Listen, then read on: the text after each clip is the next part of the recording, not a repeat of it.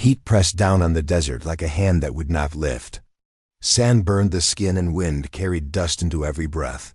A young Apache woman named Naya stumbled across a broken ridge with blood darkening her side. Shots had echoed behind her, careless and cruel, and she knew the hunters would not stop. Her legs shook, her vision blurred. Still she ran until the land rose sharp and empty, and there was nowhere left to go. Nia fell among stones and thorn. The sky spun above her, painfully blue. She pressed her palm to her wound and felt warmth slip through her fingers. The world narrowed to sound and memory. She remembered her mother's voice by the fire. She remembered riding bareback as a child. She remembered the old teaching that courage meant choosing your end with open eyes. Voices drifted closer. Boots crunched. Naya closed her eyes not to sleep, but to meet what came next. She breathed once slow and steady and waited. When she opened her eyes again, the light was soft and amber. A ceiling hovered above her, made of rough wood, not sky. Pain still lived in her body, but it had pulled back like a tide after a storm. She smelled soap and smoke and clean cloth. Confused, she tried to rise. A firm hand steadied her shoulder. "Easy," a man said. His voice was low and careful. "You're safe." Naya froze. The man stepped into view, tall and broad, wearing plain clothes and a worried expression. He kept his distance, hands open. "Name's Eli Turner," he said. "Found you near the ridge. You were bleeding bad. I brought you here." She searched his face for cruelty and found none. Still fear burned bright. "Why?" she asked, her voice thin. "Did you help me?" Eli hesitated, then answered simply, "Because leaving you there would have been wrong." Time moved slowly after that. Eli cleaned her wound and brought water. He spoke little, moved gently, and never touched her without warning. Naya watched every motion, measuring him. Each careful act loosened her fear a little more. Night came. Coyotes sang beyond the cabin walls. Naya drifted between sleep and waking, carried by pain and warmth. When morning arrived, light spilled through a small window, gold and calm. Days passed. Strength returned in pieces. Naya learned the cabin sounds and smells. Eli worked outside, fixing fences and tending animals. He left the door open, a quiet promise that she was not trapped. One morning she stepped outside alone. The land rolled wide and free. She could leave. The thought pressed on her chest. Yet her feet did not move. Eli joined her, stopping a respectful distance away. "You can go whenever you want," he said. "I won't stop you." "I know," she replied. They shared silence that felt honest. As days stretched into a week, they spoke more. Naya taught him signs of weather and land. Eli taught her words and names. They laughed once, surprised by it. One afternoon, riders passed far off. Naya stiffened. Eli noticed and placed himself between her and the horizon, not threatening, just present. The riders moved on. That night Naya dreamed of water and a river crossing. When she woke, a sense of turning stayed with her. Eli sensed change too. "People talk," he said one evening, "about an Apache woman and a lone rancher." "Will that bring trouble?" she asked. "Maybe," he said. "But running forever brings trouble too." Naya considered this. The desert wind brushed her face, carrying both fear and possibility. She looked at Eli and saw patience shaped like strength. "I will stay," she said. "For now." He nodded, accepting the weight of it. Outside, the Wild West waited, restless and watching. A woman who had closed her eyes to die had opened them into a different life. And the story, quiet and dangerous, had only just begun. The next morning brought dust and distant thunder. Clouds gathered low, heavy with rain that rarely fell. Eli rose early to check the horses. Naya followed slower, feeling the pull of strength returning. She watched him work, calm and steady, and wondered how a man could live so alone. She asked him about it as they shared breakfast. He shrugged. "After the war, noise felt wrong. This place listens. It lets me breathe." She understood that. Her people valued silence, the space between words. They spoke of family, careful and honest. Naya told him of her sister, and the day they were separated. Eli listened without interrupting.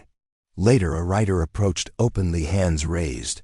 A trader named Marcus, curious and cautious. He eyed Naya, calculating. Eli stood firm. Marcus left with gossip instead of trouble, but the warning lingered. That evening, Naya practiced walking farther. Eli walked beside her. When pain caught her, he slowed. They reached a rise overlooking the valley. Wind moved the grass like water. "This land," Naya said, "it holds many stories." "So do people," Eli replied. She studied him, seeing scars beneath calm. "You carry ghosts." "So do you," he said gently. Night fell with rain at last. They shared the small cabin as thunder rolled. The storm felt cleansing, fierce and alive. When a crack of thunder startled Naya, Eli offered his hand. She took it, surprising them both. They did not let go. In the quiet after rain, something unspoken settled between them, fragile and real. Outside, the world changed, washed and waiting. Days followed with small routines. Mending, cooking, sharing stories. Trust grew not in leaps but steps. Naya practiced with a knife, relearning balance. Eli respected her skill. He never tried to own her choices. One afternoon, distant gunfire echoed. Naya flinched. Eli readied himself, checking the horizon. Nothing came, but the reminder stayed. The west was not gentle. They talked by firelight. Naya spoke of honor and survival. Eli spoke of mercy and stubborn hope. They did not always agree, but they listened. At dawn, Naya stood again at the edge of leaving. Her pack rested nearby. Eli did not ask. She looked back at the cabin, the man, the chance she had not planned. She shouldered the pack, then set it down. "Tomorrow," she said. Eli smiled, small and careful. "Tomorrow is honest." The land breathed around them. Somewhere, fate leaned closer. As the sun climbed, Naya felt the pull of choice like a drumbeat. She knew danger would come, that kindness often drew shadows. Still, she chose to stand in the light while it lasted. Eli saddled a horse and offered a ride to the creek. They moved together, easy now. Laughter came again, real this time. Across the valley, dust rose, distant and uncertain. The future was not safe, but it was open. For a woman who had closed her eyes to die, opening them had changed everything. The legend of the Wild West often began like this, with quiet courage, small choices, and two lives crossing under a wide sky, where survival and hope walked side by side. And the first chapter closed with hearts still cautious, yet awake to possibility ahead.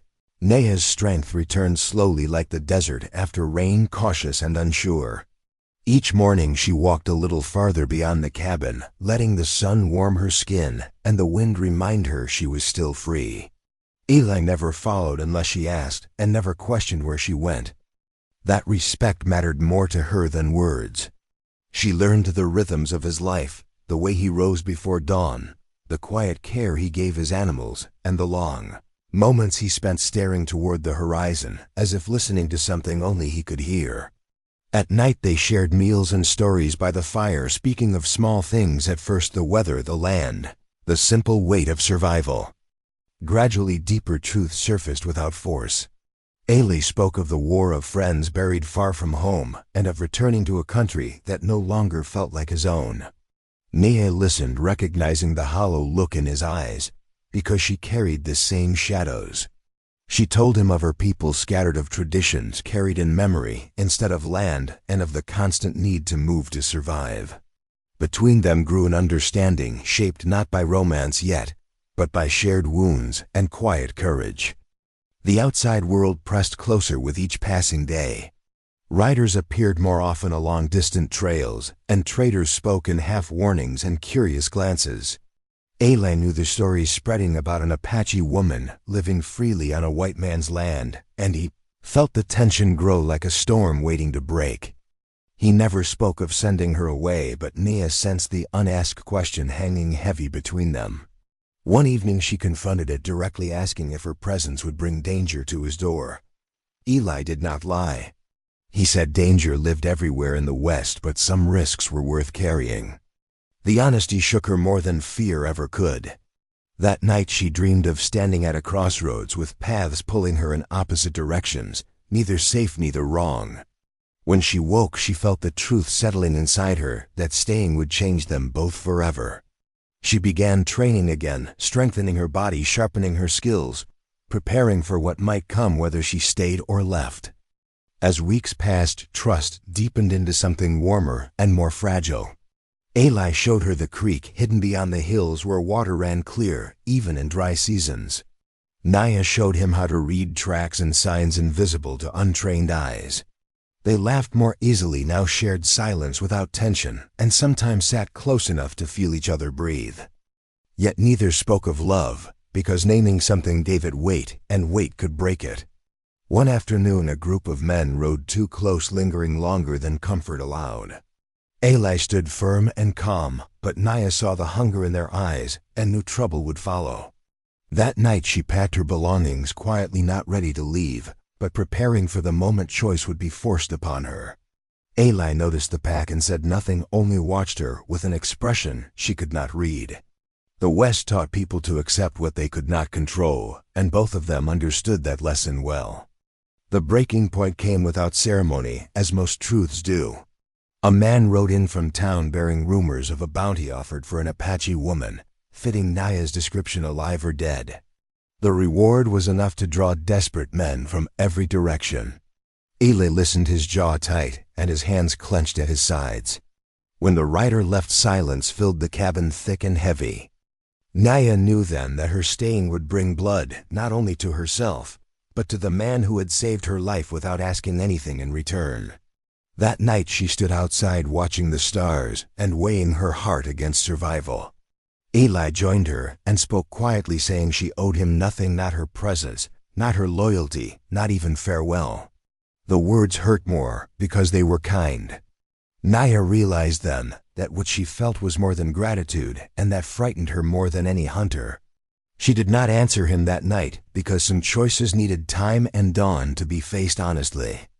When morning came, Naya had not decided yet, but she knew the moment was close. The West does not wait for hearts to catch up with fate. Somewhere beyond the hills, men were already riding toward the cabin, guided by greed and certainty. Naya stood between shelter and the open trail, feeling the pull of both worlds. She was no longer the woman who closed her eyes to die, nor was she ready to be someone's quiet ending. She was still becoming, and the land itself seemed to hold its breath, waiting for the step she would take next. The riders arrived at dawn, their silhouettes cutting across the pale light like shadows made solid. Naya felt them before she saw them, a tightening in her chest, a warning carried by the wind. Eli was already awake, standing on the porch with his rifle resting against the wall, not raised, not hidden. He did not ask her to leave or to hide, because he understood that this was her moment to choose. The men rode closer, 5 of them hard-eyed and certain, with weapons worn smooth by use. Their leader spoke with a voice polished by authority, claiming law and reward, and the right to take what had been promised. Eli answered calmly, stating no crime had been committed here, and that they were not welcome. The leader's gaze shifted to Naya, lingering too long, and the truth became clear. This was never about justice. It was about ownership. In that moment, something inside Naya settled into place, cold and steady. Running again would only delay what followed. She stepped forward, placing herself fully in view, and declared she would not be taken. Her voice did not shake, and the land seemed to echo her words back. Violence followed quickly, because that is the language men like this understand best. Gunfire split the morning air, and horses reared in panic. Elim moved with the precision of a man who had faced death before, protecting space, not claiming ownership, but standing beside her as an equal. Naya fought with the skill of her people, swift and decisive, refusing to be prey. The clash was short, brutal, and final. When silence returned, 2 men lay unmoving, and the others fled wounded and shaken. Blood darkened the earth, and the price of choice lay visible between them. Eli stood breathing hard, his sleeve torn, his face streaked with dirt and resolve. Naya felt the weight of what they had done and what would come next, because the West never forgets blood spilled. They burned the fallen weapons and buried the dead, not out of mercy, but respect for the balance of life. As the sun climbed higher, Naya knew the truth with painful clarity, that staying would only draw more violence, and that love in the West often demanded sacrifice disguised as freedom. That night they sat together by the fire, speaking openly at last. Naya told Eli that her staying would put him in endless danger, and that she could not build a life on borrowed blood. Eli listened and answered with the same honesty that had drawn her to him, saying he would rather face danger than live wondering what might have been. Still, he did not ask her to stay, because love that cages is not love at all. When dawn broke, Naya packed her belongings with care. Eli saddled a horse and rode with her to the ridge where fate had first crossed their paths. The land stretched endless and unforgiving, yet beautiful in its truth. Naya placed her hand over Eli's heart, feeling the steady beat that had become familiar and dear. She thanked him for choosing kindness when cruelty would have been easier, and for seeing her as a woman rather than a prize. Eli told her she had reminded him what honor looked like beyond uniforms and laws. When she turned to leave, Eli did not follow. He stood watching until she became a figure against the vast land, and then only a memory carried by wind. Naya walked into the wild not as someone fleeing, but as someone choosing her path with open eyes. Time moved on, as it always does, carrying stories forward. Eli returned to his quiet life, changed but not broken, carrying her memory as strength instead of sorrow. Naya rejoined her people stronger, wiser, and forever marked by a kindness that had asked nothing in return. Around fires and in quiet places their story grew into legend of an Apache woman who closed her eyes to die and woke to compassion, and of a cowboy who loved without possession. In the Wild West, where most stories ended in blood, theirs endured as proof that sometimes survival meant choosing humanity even when the land demanded otherwise.